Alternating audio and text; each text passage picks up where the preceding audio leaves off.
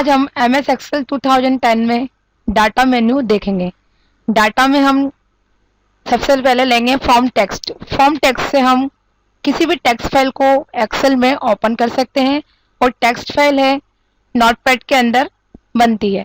जैसे हमने यहाँ पर फॉर्म टेक्स्ट पे क्लिक करेंगे तो यहाँ पर हमें 3 टेक्स्ट फाइल दिखाई दे रही है, HJ नाम से, J और TY। हम इनमें से किसी भी एक फाइल को सिलेक्ट करेंगे, देन इंपोर्ट कर देंगे, next next and finish, then okay करेंगे तो हमारी टेक्स्ट फाइल यहाँ पर ओपन हो जाएगी।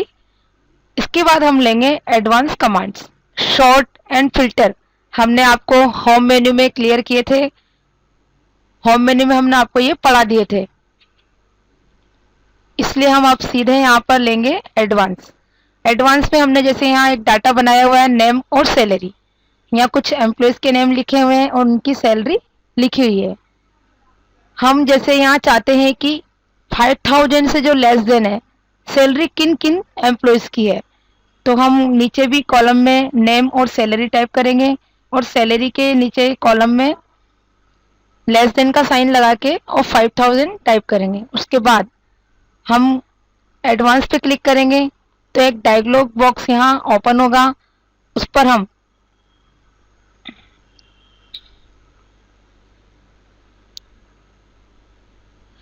लिस्ट रेंज पर क्लिक करके और इस डाटा को सिलेक्ट करेंगे। फिर हम क्राइटेरिया रेंज पे क्लिक करेंगे और नीचे वाले डाटा को हम सिलेक्ट करेंगे, देन ओके कर देंगे तो हमें यहाँ पर 5000 से लेस देन सैलरी वाले एम्प्लॉयज दिखाई देंगे। इसके बाद इसी तरह से अगर हमें ग्रेटर देन देखना हो तो हम हमारी फाइल को पहले नॉर्मल करेंगे Ctrl Z प्रेस करके, फिर हम एडवांस पर जाएंगे। उसके पहले हम यहाँ पर साइन चेंज करेंगे, ग्रेटर देन लेंगे और 5000,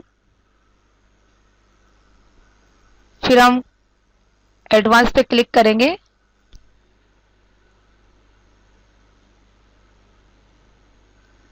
लिस्ट रेंज पर क्लिक करके डाटा को सिलेक्ट करेंगे, क्राइटेरिया रेंज पे क्लिक करेंगे और नीचे वाले डाटा को हम सिलेक्ट करेंगे।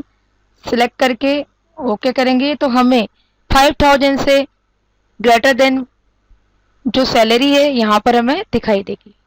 इस तरह से हम एडवांस कमांड्स का यूज करेंगे। नेक्स्ट इसके बाद देखेंगे हम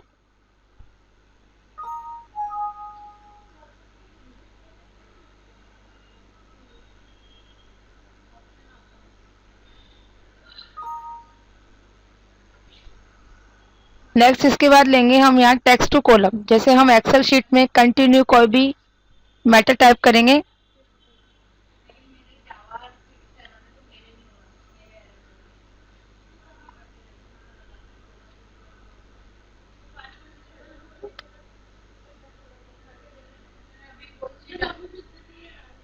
जैसे हमने एक सेंटेंस यहाँ पर टाइप किया, हम इनको चाहते हैं कि अलग अलग कॉलम में एडजस्ट कर दें तो हम यहाँ क्लिक करेंगे और टेक्स्ट टू कॉलम पे क्लिक करेंगे। फिर हम यहाँ नेक्स्ट लेंगे, नेक्स्ट, देन फिनिश कर देंगे तो इसके बाद आप देखेंगे आपका एक एक टेक्स्ट सिंगल कॉलम में एडजस्ट हो जाएगा।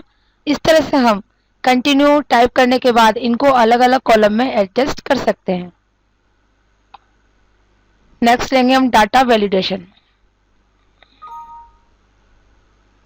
डाटा वैलिडेशन में हम क्लिक करेंगे, डाटा वैलिडेशन लेंगे, यहाँ पर हम सेटिंग के अंदर लेंगे होल नंबर, यहाँ पर लेंगे हम मिनिमम, जैसे हम 200 से मैक्सिमम वैल्यू देंगे 500। फिर हम इनपुट मैसेज लेंगे और टाइटल लिख देंगे मैसेज।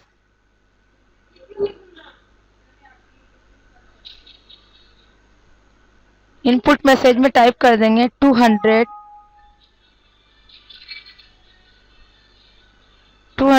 टू 500। एरर अलर्ट पे क्लिक करेंगे और यहाँ टाइटल देंगे इनवैलिड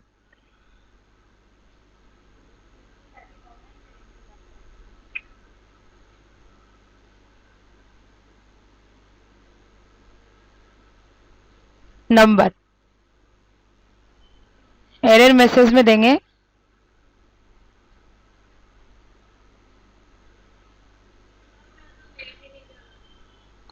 यहाँ हम लेंगे स्टाइल पर क्लिक करके वार्निंग।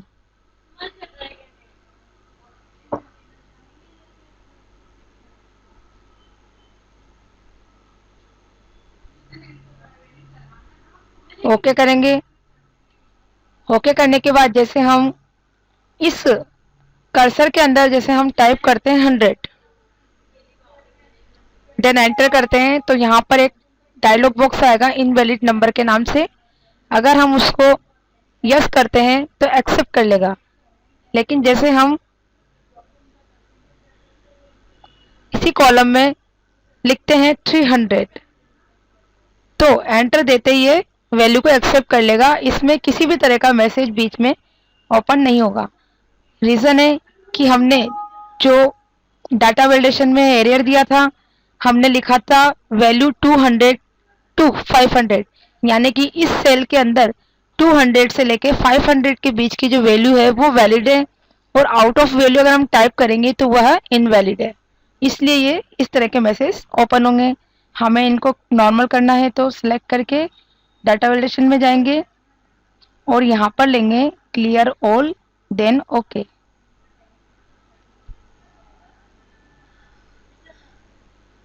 नेक्स्ट देखेंगे इसके बाद हम पार्ट इफ एनालिसिस। यहाँ पर जैसे कुछ वैल्यूज हम टाइप करेंगे,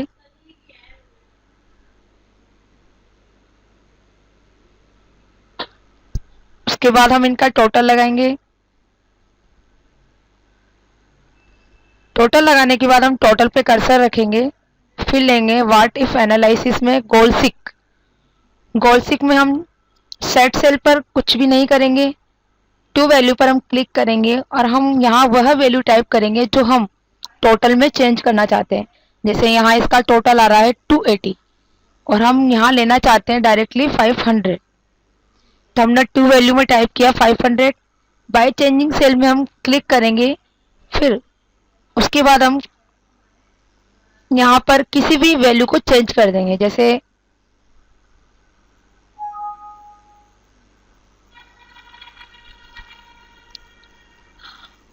बाय चेंजिंग सेल में कर्सर रख के और फिर किसी भी वैल्यू को सिलेक्ट करेंगे और ओके कर देंगे। तो ओके करते ही जो हमारा टोटल है 500 में चेंज हो जाएगा, तो फर्स्ट वैल्यू जो वो भी चेंज हो जाएगी। इस तरह से हम गोल सिक का यूज कर सकते हैं। इसके बाद हम लेंगे इसमें नेक्स्ट टॉपिक कंसोलिडेट।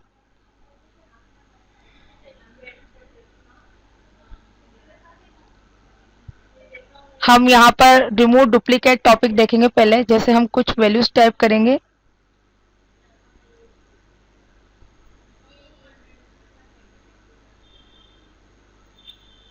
मान लीजिए हमने कुछ वैल्यू टाइप की, इनको हम कॉपी करके डुप्लीकेट बना देंगे। फिर हम इसको सेलेक्ट करेंगे, उसके बाद हम यहाँ रिमूव डुप्लीकेट पे क्लिक करेंगे, ओके करेंगे तो हमारी जो डुप्लीकेट वैल्यूज है वह यहाँ से रिमूव हो जाएगी। इस तरह से हम कॉलम में जितनी भी डुप्लीकेट वैल्यूज है उनको हम रिमूव कर सकते हैं। कंसोलिडेट के लिए हम शीट बनाएंगे। यहाँ पर एक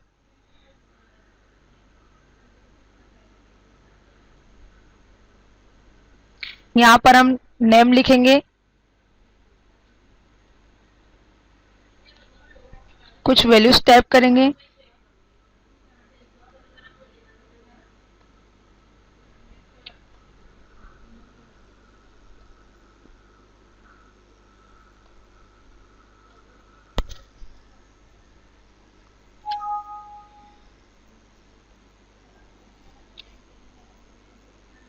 वैल्यू टाइप करने के बाद हम सेकंड शीट सेलेक्ट करेंगे। इसके लिए हमें 3 शीटें ओपन करके रखनी है, फर्स्ट सेकंड थर्ड।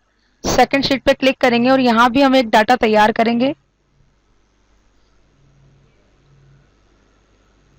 यहाँ पर भी हम नेम और वैल्यूज दे देंगे।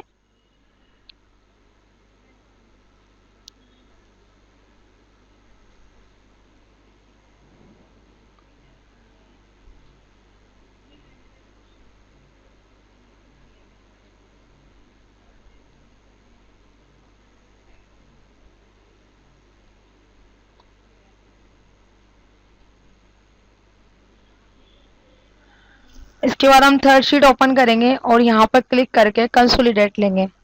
कंसोलिडेट पर रेफरेंस पे क्लिक कर देंगे, टॉप रो लेफ्ट कॉलम पे क्लिक करेंगे। उसके बाद हम रेफरेंस पे क्लिक करके फर्स्ट शीट ओपन करेंगे, फिर हम उसको सिलेक्ट करेंगे, ऐड कर देंगे। फिर हम सेकंड शीट लेंगे, सिलेक्ट करेंगे और ऐड कर देंगे। ऐड करने के बाद हम इसको ओके करेंगे। तो हमारी फर्स्ट शीट का जो डाटा था और सेकंड शीट का जो डाटा है वह हमने कंसोलिडेट द्वारा थर्ड शीट पे मर्ज करके ले लिया। इस तरह से हम कंसोलिडेट कमांड्स का यूज करेंगे।